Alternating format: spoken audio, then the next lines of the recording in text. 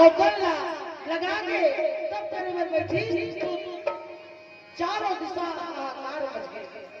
जंगल के पशु पक्षी में हाहाकार मच गए। 33 कोटि देवता बड़ा सोच समाधान में पड़ गए।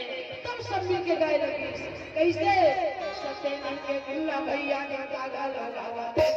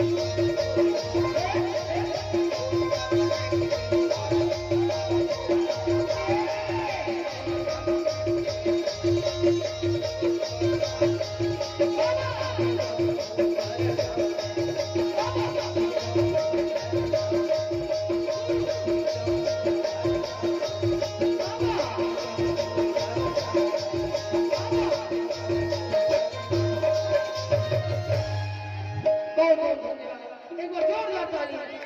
बोल गुरु भागवत बाबा की जय, सतनाम साहेब की जय। आरती हो गई।